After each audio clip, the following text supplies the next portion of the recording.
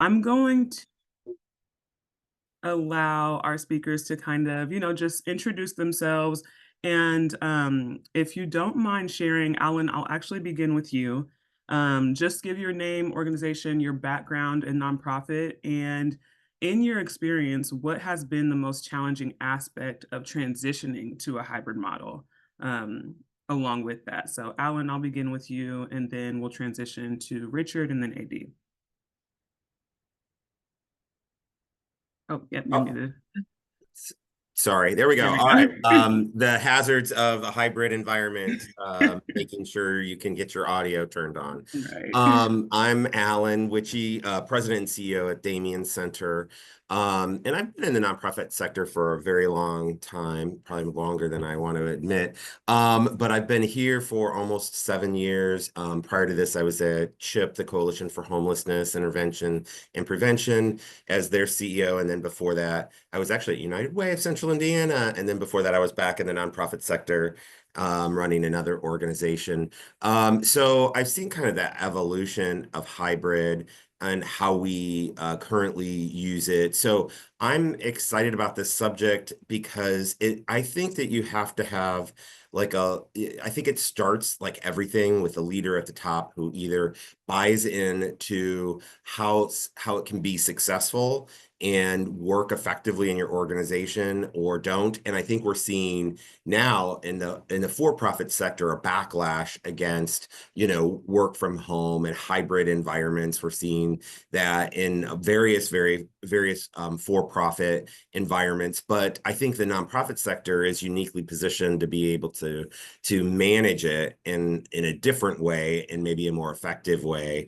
But I would say for us, we look at all positions, like every single position in the organization. Are you based 100% in the office? Are you hybrid, or are you 100% virtual?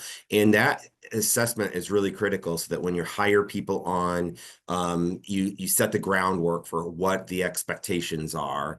And so for us, that's that starting at the top, really doing that assessment and recognizing that there's another layer to it.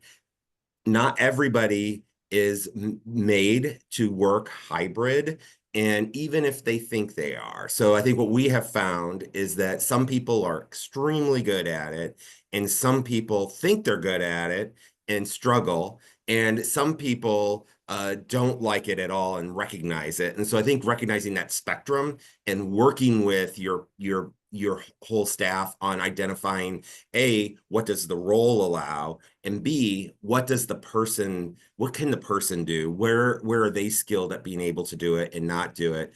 And I'll pass it on, but I'll say that's my sort of initial statement about how we look at it as an organization. Yeah, for sure. Thank you. And then Richard, if again you want to just give your name, organization, and background, and then just what has been like some of the more challenging aspects of transitioning to a hybrid model for you and your team. Yeah. So Richard Morris, I'm the Chief Partnerships Officer of Teach for America Indianapolis. So I'm definitely going to be speaking from the perspective of just, my local experience of a national organization.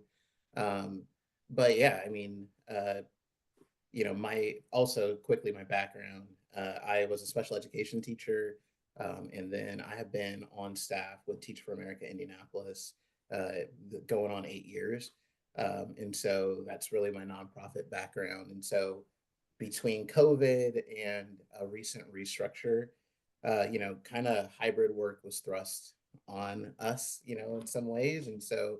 Um, I would agree with Alan, with like sort of the personal side of hybrid work. I'm somebody who gets a lot of energy from being in the office, being around people, being able to check in with people around their work. And so I think one of the greatest challenges I've experienced was just with trust, like trusting my team, when I can't see what they're doing, when I can't have those more what I would call authentic or genuine ways to check in. So, working on that personally, because that's not actually a team issue. That's not actually a performance issue. That's a personal issue, and learning to embrace a more productive story and finding other ways to get that check in, get that information to feel that progress. is something that I've worked on and been focusing on as I, navigate the work in a hybrid model.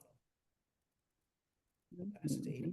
Right. And then AD, I'll pass it to you, just your name, your experience and background, and just some of the challenging aspects that you have, witnessed or been a part of as we transition to this hybrid model. Yes, good morning, everybody. As Deja said, I'm AD. I work also on the Teach for America team. I also am founder of AD1 Legacy, which I'll speak mostly about today as I blend in both. My passion has always really been working with young people and helping them unlock their potential, especially those who've grown up facing and overcoming adversity. A little bit about my background. So was a student athlete who then transitioned. I actually did Teach for America and was able to be an elementary teacher. And I taught through the pandemic. So really speaking through both like past experience, but really firsthand experience and the challenges that many of our youth face, not just in the classroom, but in life. And so I would say that just given that experience of teaching through the pandemic, as well as working alongside educators currently who are navigating just post-pandemic effects, I think that there has been some challenges as it relates to just maintaining social emotional development. But there has been new opportunities. And so one of the main reasons I started AD1 Legacy is to really find the gap and bridge the gap between some of those challenges that I just mentioned, as well as and focus primarily on the opportunities of our youth, but also the adults, the educators, the coaches, the mentors who support the youth as well. And so I'm excited to talk a little bit more about that today. And thank you all for having me. And I'm excited that you are excited because I'm going to actually ask you a question to start. So I think a lot of our audience on this call, or pretty much everyone on this call, is a professional in the nonprofit sector. And I think in some way, shape, or form, whether we're focusing on hunger or homelessness, um, each organization and professional on this call is somehow integrated within the youth or within community partnerships. Like we all, in some way, shape, or form, work with that. So AD, I would love to hear from you just what strategies you've implemented to bridge any of the gaps that you see in hybrid work that may affect or impact, youth engagement or the support that you get in the education system. Just any of the strategies that you have implemented to help bridge those gaps and obviously lead to success. Yeah, for sure. I'm glad you asked that. So something that we've really been focusing on in like our founding years of AD1 Legacy is really being able to implement programs that the youth are actually excited for. As I mentioned before, something that I've just noticed with being in the field as well as teaching is that like whether we want to buy in or not, youth are really excited to get on tech. They're excited to do things virtually. And so in order for AD1 to be productive, we have to, and what I've decided to do is really shift to both think about virtual programs and what that looks like. So character building, not just being in person, but thinking about ways to implement students actually being on tech, being able to go through presentations on tech, and then take those skills and apply them hands-on.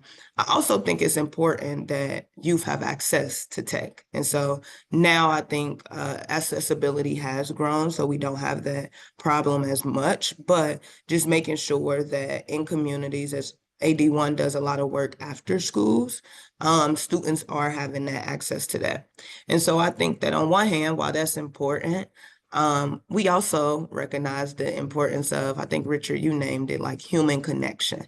And so we still do in-person things like hosting basketball camps, events like that. But something with, I mentioned the other side of AD1 Legacy is my work with adults who are working with the youth. And so The work that I do at Teach for America has equipped me with understanding what virtual leadership development can look like and how to really scale that to create a well-rounded approach that keeps our youth engaged, but also make sure that those supporting them have the tools to facilitate those discussions because we can't do this work alone. I can't do this work alone.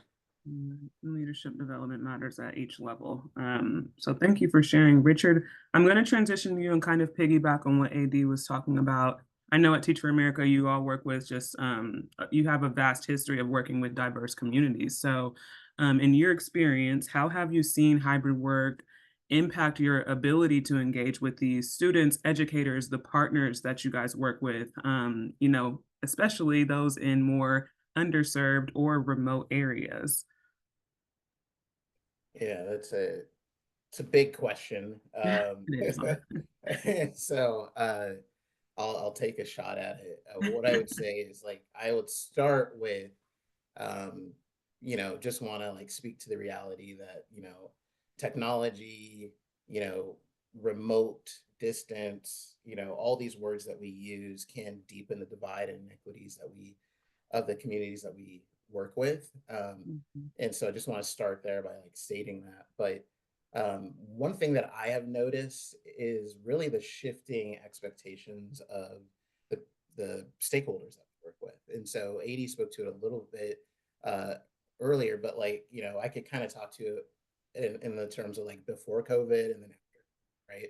So like before COVID, you know, maybe you folks on this call have experienced this, like there were snow days, there were actual snow days that students experienced. Now there are remote learning Mhm. days because the expectation is that schools have one-to-one tech, and there's even a new expectation on our students that they are keeping up with that tech, charging that tech, they bring that tech home and back to school.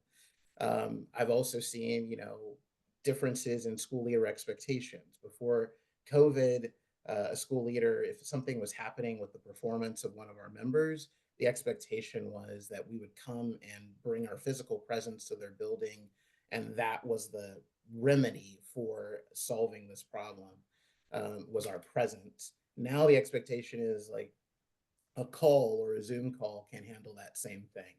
And then probably one of the things that I'm thinking about the most right now as I navigate and handle our certification partnerships is the expectations of our incoming members, our recruits. It used to be that the expectation was that if they're doing licensing or certification work with a university partner, that's happening in person on the campus of the university partner. Now, as they come in, the expectation is that work should be virtual and it should be flexible, for, that they can work it into other parts of their lives. And so, really, I think what I've just been monitoring, what I've been watching is just how it's not it's not just the model, it's the expectations of the stakeholders within the model have shifted along with how we do the work. So I think that's my first observation, and I would probably stop there. Mm, absolutely. And I think one of the themes I'm hearing between the three of you is this term accessibility. So Alan, I know that the Damien Center focuses on providing, essential services to vulnerable communities. So in your experience, how has your approach to client care been adjusted and tweaked in a hybrid model? And how do you ensure equitable access to services, whether it's virtually or in person? How do you, in your role, how do you ensure that equitable access to those services you provide? Yeah, thanks for that question, Deja, because I think it's actually like when you're doing human services, there is this really sort of added layer of complication in thinking about hybrid work.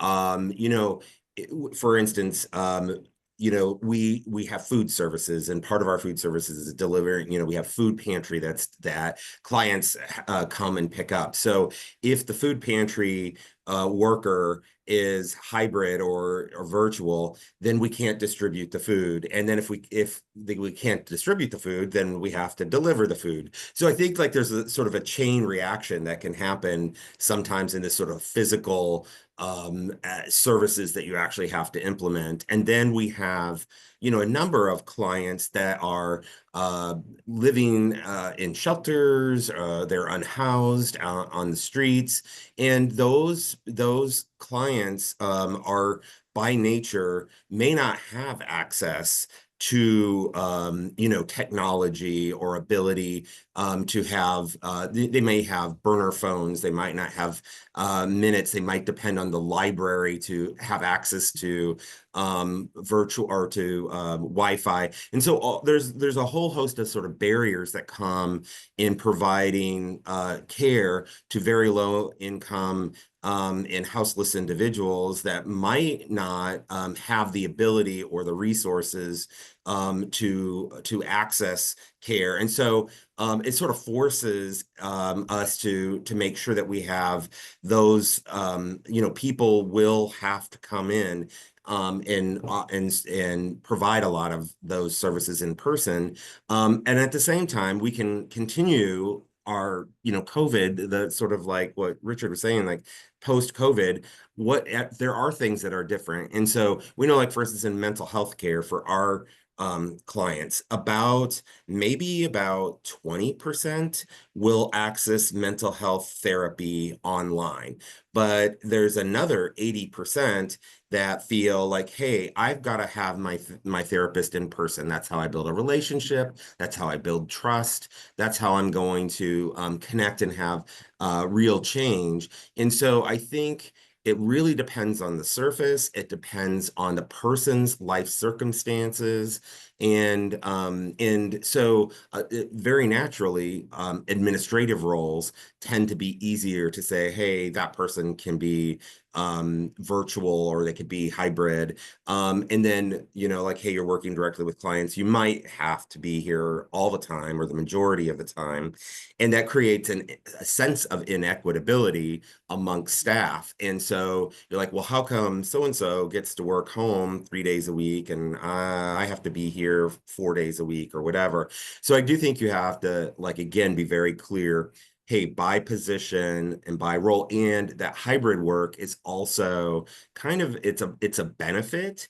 It's not like it's not something that you're guaranteed when you come to work. So if you function well, if you can do your work and you can do well with your clients, then yeah, we'll give you more leeway. But again, not everybody is equal. None of us are the same. And some people I mean, for me personally, I love to come in and interact with people. And if I sit at home, it's like me and the dog. It gets kind of lonely. I'm not sure, how I'm going to connect to somebody. And then I find that, I've got chores around the house and I can do this and that. And you have to really be somebody who can, self-regulate. And so in order to do that, like, supervisors really have to build in like some kind of mechanism to make sure, hey, let's do check-ins first thing in the morning. Let's do, check-ins at the end of the day. It starts to feel, like, hey,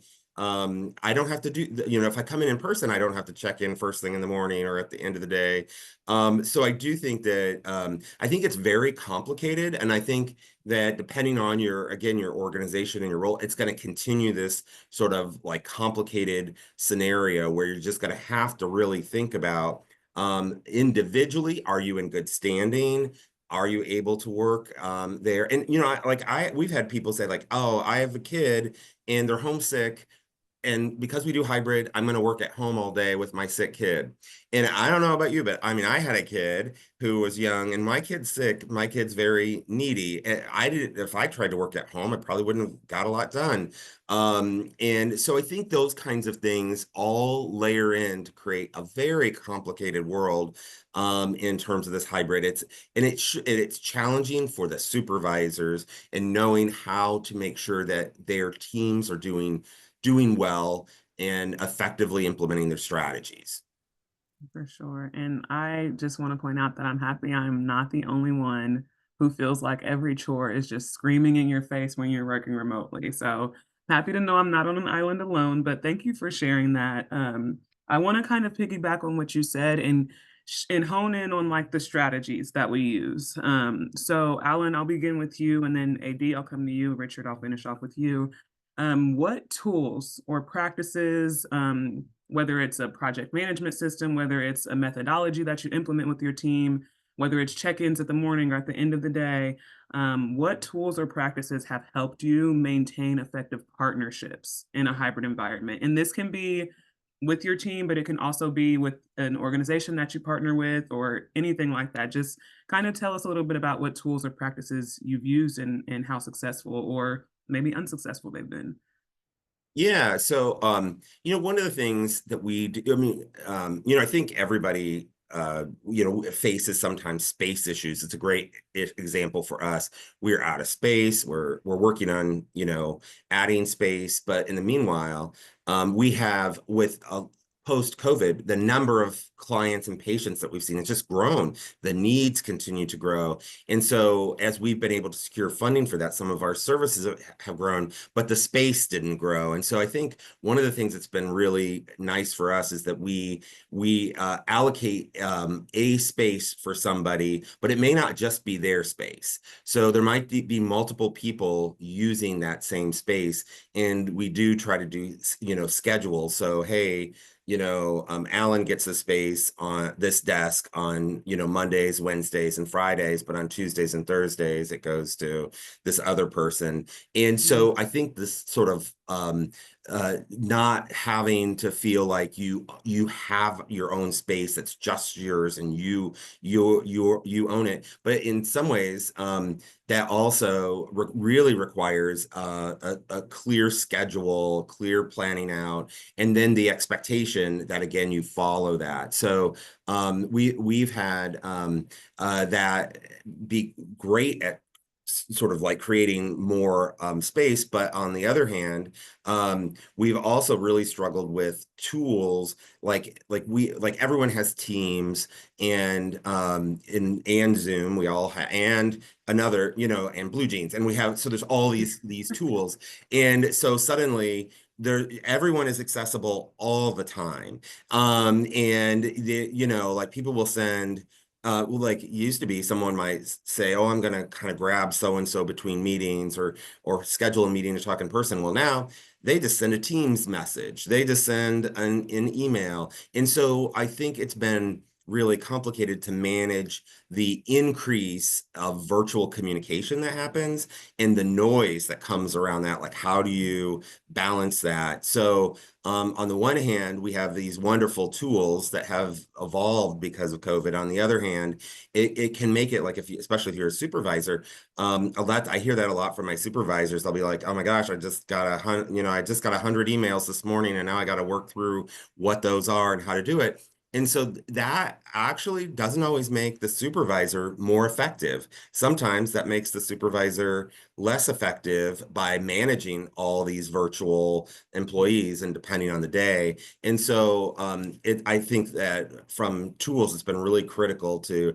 have things that organize things really well for people. And that could be, a whole host of different things. But that's what I would say is that the tools have been good and bad. It's great. We can now offer virtual therapy. We can offer virtual telehealth appointments. But on the other hand, that means that person who's doing that work is creating other messages and other communications virtually for the people that are maybe in person or at home, and just kind of managing that whole process. It's really overwhelming for a lot of people. Definitely. And that's honestly just the real side of it. I think we see a lot of these tools or practices being implemented and we see, oh, this can optimize efficiency or this can, improve performance, but there's always the other side, like whether you're feeling a little overwhelmed or anxious because you open the day with 50 emails and then close the day with 150. Like there's always pros and cons to both.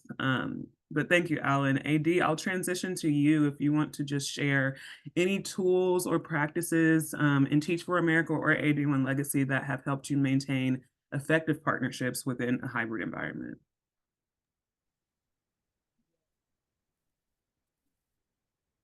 Oh, we can't hear you. Or maybe it's just me. I can't hear you. Can y'all hear me? Okay, now we can hear you. There we go. Okay, my bad. Mm. So probably we'll speak to AD1. I'll leave Richard to speak to Teach for America.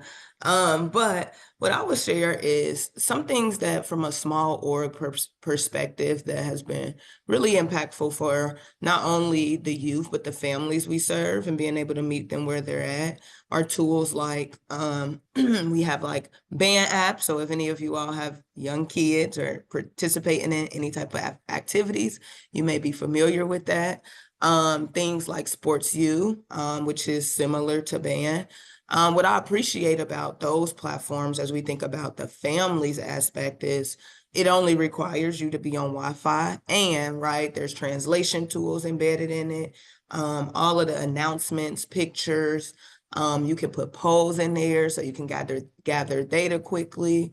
And if like families don't download the app, it would actually alert them with a text message. So again, when we think about accessibility, that's something that I appreciate is being able to communicate with diverse families who may not be as accustomed to tools that we use in our day-to-day workplace like Slack, Zoom, Teams, etc.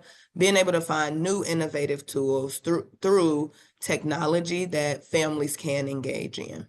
Another thing that I appreciate as far as like thinking through partnerships is Asana. Asana is something that really recently, transparently, I've been able to learn more about and still am learning, to be honest. But something that I appreciate about that tool is just being able to collaborate across organizations and being able to prioritize things in a way that for me feels very organize, being able to organize things in a way that works for different organizations. But what I would say, like you can, as a partnership, you can find buckets to put actually tasks or activities or services or even agendas that you are working on. And so those are like three things that have been for AD1 a game changer and something that I wanted to offer up to the group. For sure. And Sam, I completely agree. Asana is one of the best project management platforms. If you haven't checked it out, you have a small team or you work for a small business, Asana, Monday.com, really great resources to have. And then Richard, I'll transition to you kind of just to hear from the Teach for America aspect or perspective. Any tools or practices that you've utilized with your team or across partnerships or like, within the organization, because I know that you're on the national team, any tools or practices that have helped you maintain just effective partnerships within a hybrid environment? Yeah, I'll speak to two quickly. I feel like I'm like her personal evangelist, but Elena Aguilar is, sort of a teacher coach, a leader coach in the educational space, and she has a platform called Bright Morning, like bright, like sunshine, bright morning. And she has a bunch of free resources that you can use when it comes to how do I design and facilitate effective meetings? How do I consider the principles of adult learning as I facilitate a conversation, or things like that? And they have downloads, they have podcasts, they have all kinds of resources available to you. And I would say that like a lot of the principles that we use in person don't automatically dissipate once we go to a hybrid model. So like principles of adult learning, things like that don't go away. The other platform that I would mention is called Mural, mural.co. It is, we have used it on our team for specifically brainstorming around annual planning and just like mission alignment. It is an interactive platform where everybody sort of is an agent on that platform, and it is interactive whether you're in person or completely remote. We have used it in hybrid situations as well. It could be a little bit frustrating if you don't lock down certain features and people start moving it around and all that. But once you get past sort of those initial moments of working with the platform, it becomes a really helpful creative space to really move and manipulate your ideas and all the team's ideas in one place. So I would just mention those two platforms as really meaningful ways to collaborate and communicate within the team and external. Well, that's good to know. Those are two new ones for me, so I'll definitely look into them. Thank you for sharing. We have about 10 minutes until we open up for Q&A, so I want to try and squeeze in two more questions. I might be being too optimistic. But I want to shift the gears here to team connectedness, because like we've heard on the call, I think being in person offers kind of that more authentic space to build genuine relationships and become connected as a team, and that can obviously be threatened when you're hybrid or when you're completely virtual. So Richard, I'll begin with you, and then Alan will transition to you, and then AD will finish off with you. Richard, how do you ensure that, especially as someone who values the in-person days, how do you ensure that your team remains connected, motivated, and just aligned with the organization's mission in the event that you are virtually you are operating on a virtual model or obviously within a hybrid work model? Yeah. I know that Alan and AD will speak to different components. And so I think where I would start is with storytelling.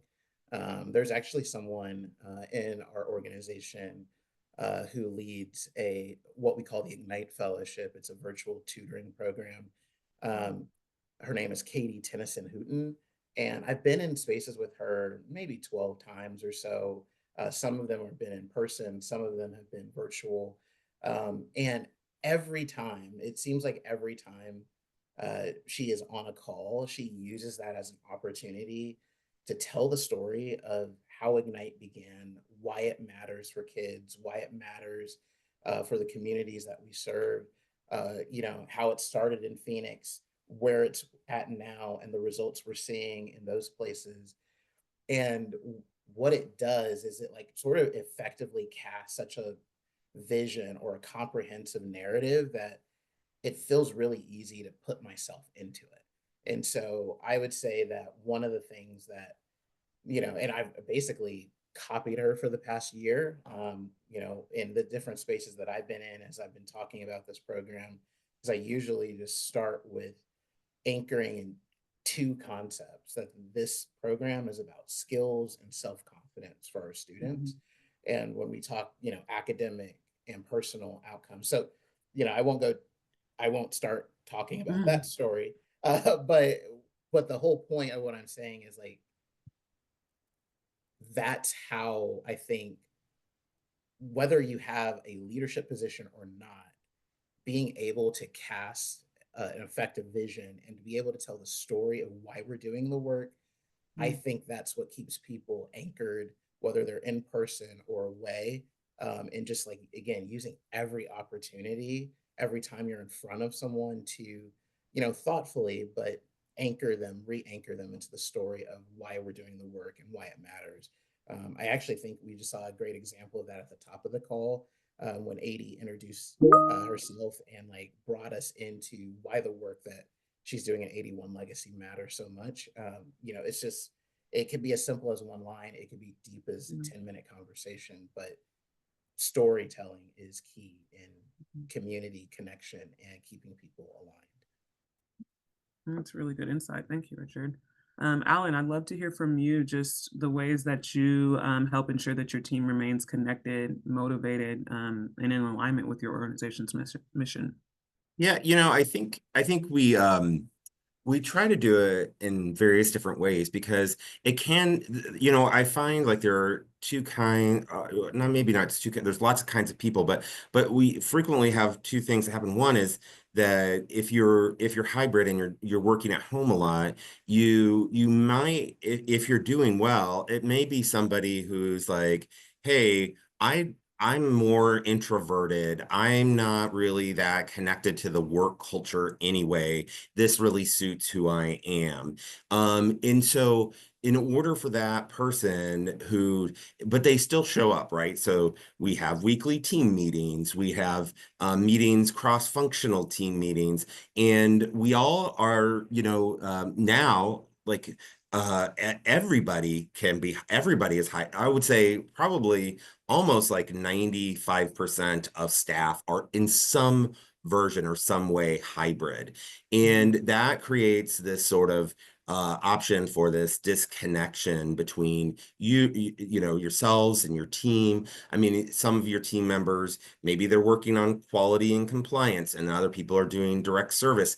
And those two teams have to work together to assure that, hey, the compliance and the quality on the food services is actually what it's supposed to be in the grants, but the quality teams working at home and the food people are working on site. And so you will we see here, it's very funny, like if you are like based on site, we oftentimes still collect in the meeting room. So the people who are on site will have this moment like, let's all get together and we'll talk to those people who are hybrid or virtually, and we zoom them in to the meeting. So we might all sit in a room and we all have our laptops in front of us, or we have a screen that we try to get everybody on and have communications.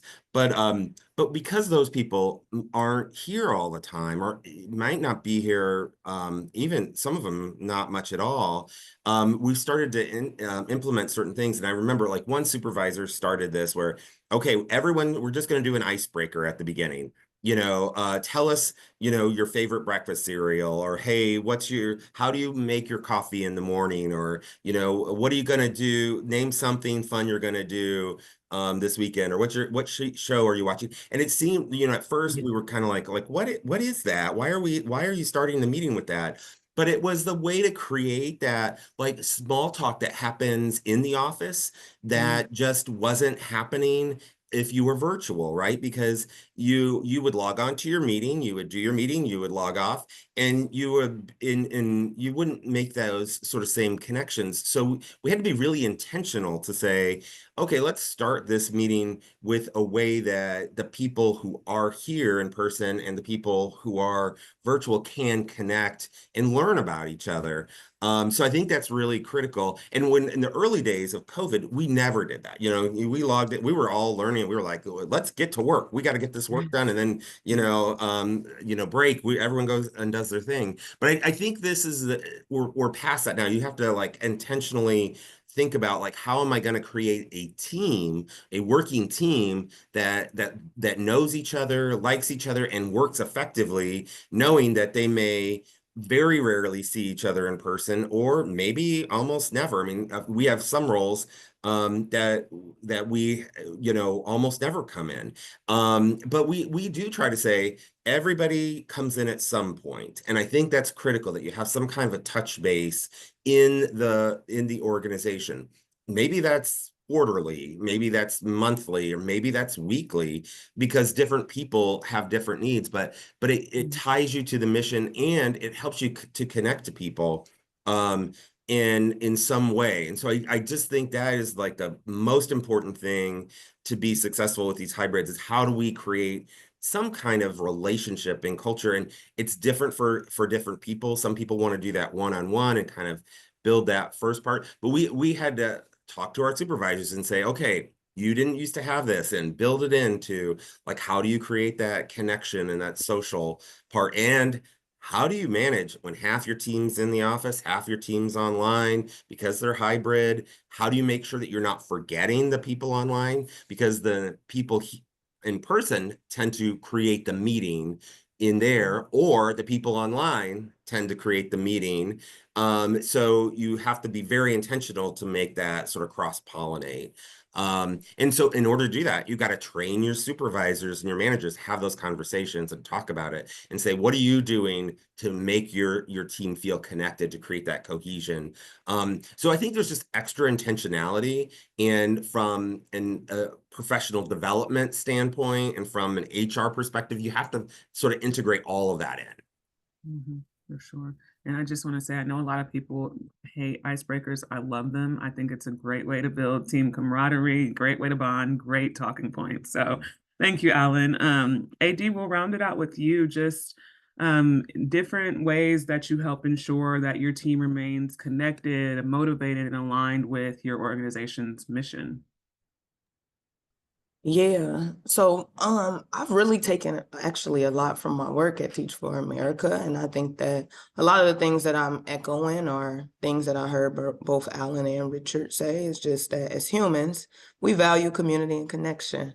Whether that's inside the workplace or outside with, our peers and such. And so something that I think that I just have seen, have offered, have modeled is just being clear in communication, being flexible. I think in the hybrid workspace, we have to be flexible to meet people where they're at. And then I also think that just really maintaining and understanding shared values. What are the things that no matter what, right, we all can agree on, that we all want to contribute? And so I do think that having icebreakers and being able to come into the office at least one point, right, at one point of time, like that.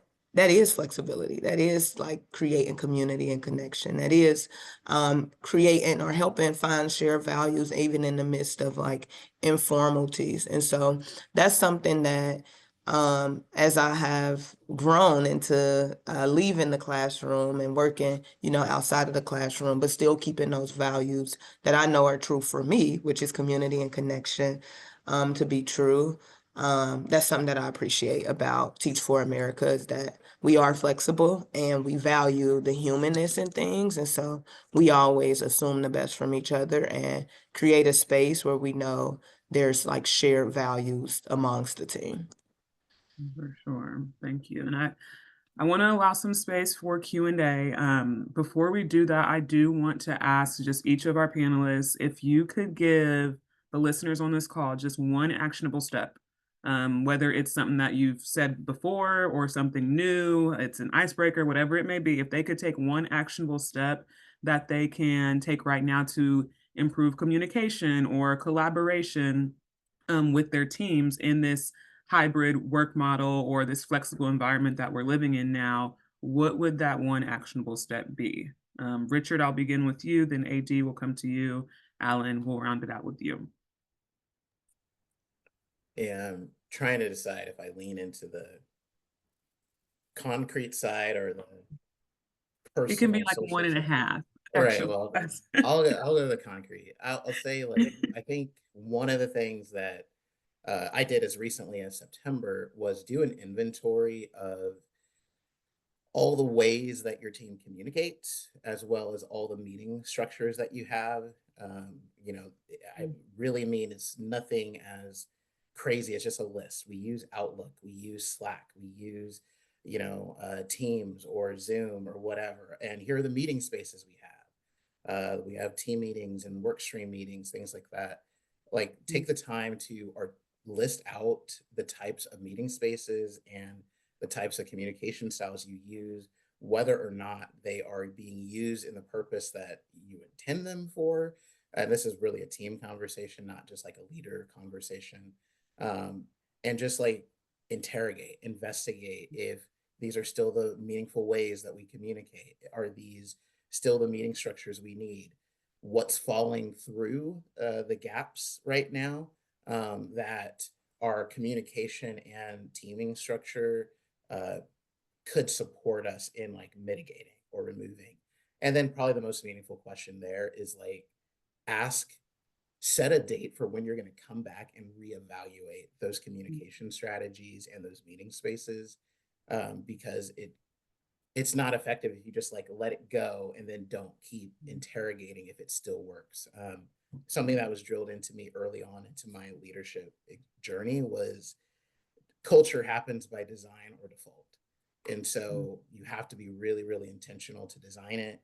You don't have to be intentional to let it just default or devolve into the type of culture that doesn't serve your strategy or the people in your org. For sure. Thank you, Richard. That's a really good feedback. Alan, or no, AD, I'll come to you, and then Alan to you. Just one actionable step that you can give the audience to take away and go implement on Monday or today, if they could take away from you. Yeah, so at AD1 Legacy, we believe in stacking good habits. And so I think the question that I will propose is, what's your 1%? Like, what's the one thing that you may be thinking about trying, perhaps new or modifying, that you have not yet tried? So I mentioned for me, it has been Asana and rumbling with getting used to yet another, right, new tool. My charge to you is like, what is one thing that you could perhaps rumble with and try new to become just like 1% better at? That's really good feedback as well. Thank you. Wow, 2 for 2. Alan, All right. the stakes are high here. Yeah, the stakes are right. No, I think that I agree. I love what Richard said about being intentional and creating culture too. I think that's 100% right. And I do think I guess I'm thinking about tools. We use a lot of different tools too, but I would say maybe the most actionable thing is to create common understanding, because I think that when you're working at home and you're working in the office and people are back and forth, they're half the time, there can be a lot of confusion that happens if you're not really clear. So for instance, for us, if you're going to work at home, if you're going to have a hybrid schedule, we do have like, hey, you have to have a workspace. You have to be able to tell us you're not just sitting at the dining room table. Do you have a desk? Do you have an office? Where is the space that you feel like you have that you can be intentional in how you do your work? And then do you have the tools that you need? Like, do you need to have a big monitor? Do we need to provide that? Do you need to provide that? How is that going to happen? And just get very practical with how is it going to be? If you're working with clients, how are you protecting client information? Is your partner or your child or somebody or your parent or somebody else with you at home? And how are you protecting that information so that you aren't breaking HIPAA rules? You aren't sharing, individual things that from clients and patients that shouldn't be shared. And so I think it's just really going through in creating your own organizational policies and expectations for people who are working at home. So there's no confusion, because if you don't have that, everybody's going to have different ideas about what they should be doing or what the expectation is and isn't. And so I'd really say that really critical things, like what physically do you need to be successful in your environment? How do you protect the information? And then what are the, check-in expectations or connection to your team, or how does that work? So I just think like putting all of that in writing and making sure that it's equitable across all positions that are the same, at least, so that if similar positions or the expectations are the same, are critical for equitability. Yeah, for sure. And as you mentioned, it just helps mitigate any confusion when we're communicative and we know what our common ground is, what our foundation is. It helps mitigate any confusion as we do navigate coming in the office or working from home on various different teams. So thank you for sharing. I would love to open the call up for Q&A now. I know pretty much a lot of the things that we heard today were pretty direct. So I do want to thank our speakers, our panelists today. But if we have any questions from the audience, feel free to drop it in the chat, come off mute if you'd like. I'd love to see your face or hear your voice. We have a Q&A function on Zoom, so feel free to ask any questions if you do have them at this moment.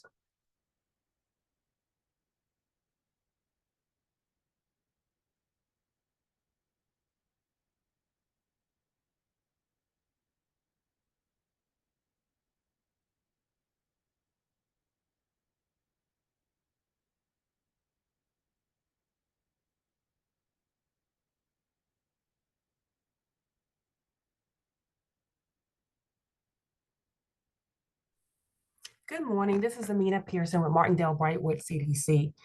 Does anyone have a template for a remote policy? And some things may apply and some things may not apply. All of you have provided amazing information.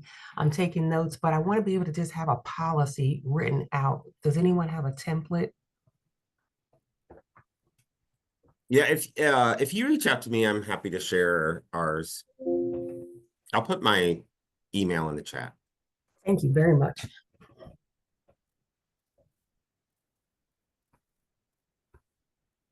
That's a really good idea.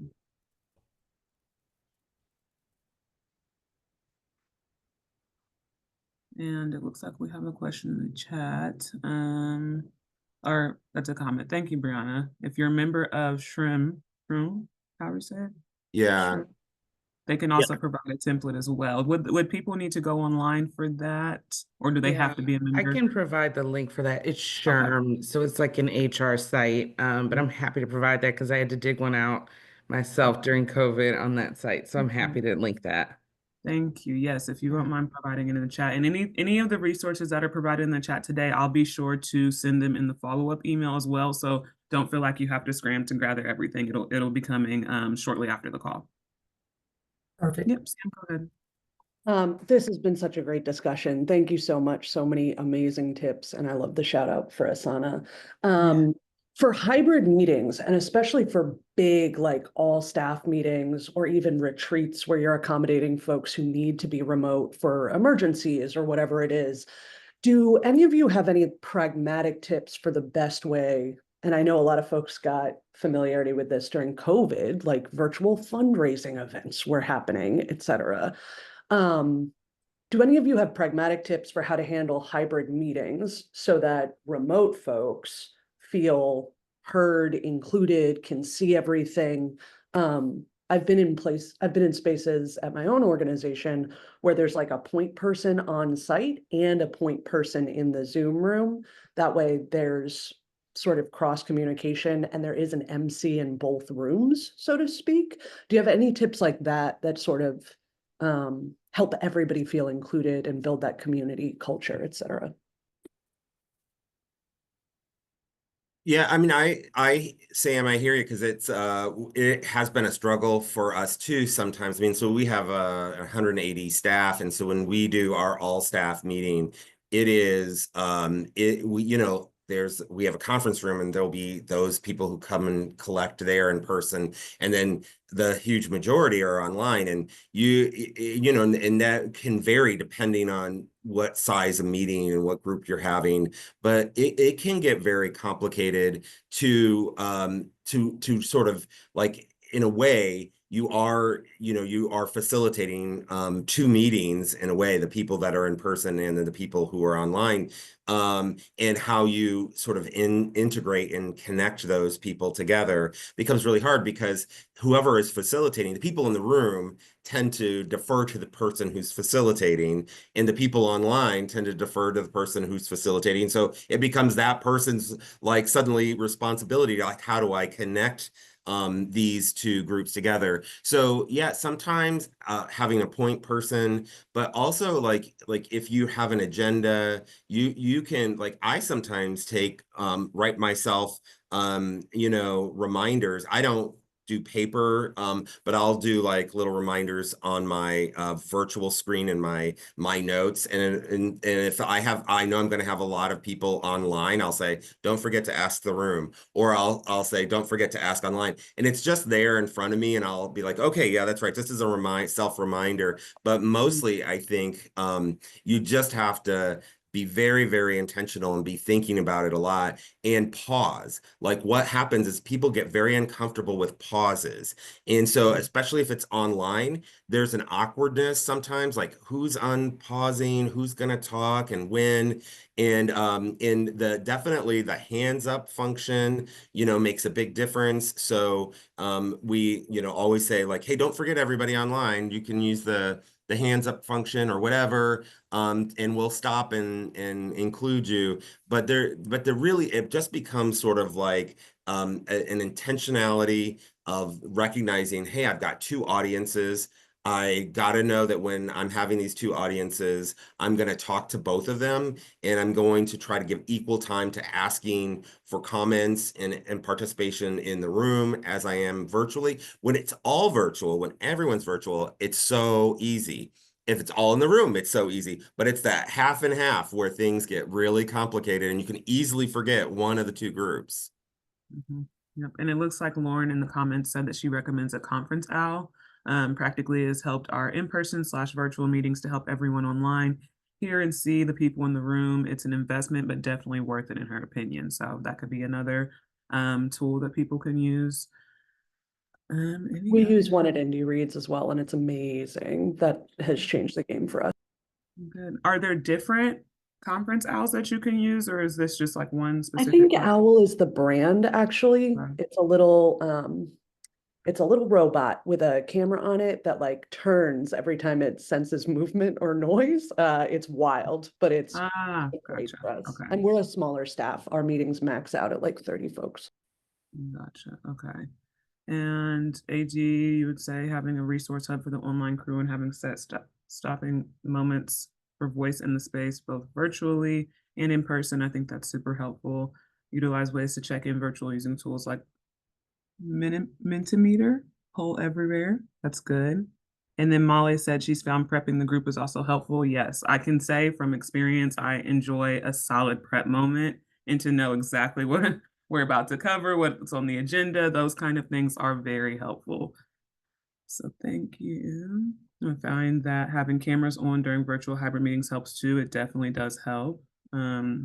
Okay, any other questions, comments, feedback from the audience? These are some really good insights. And as I mentioned, these resources that we're discussing, I will send in the follow-up email. So don't feel like you have to scram to gather them from the chat. I don't want Sam, I don't want to lose how important and valuable Alan's idea of the pause is as well. I hadn't thought of it until you said it. Yes, that is really, really good feedback as well. Well, if we have any other questions,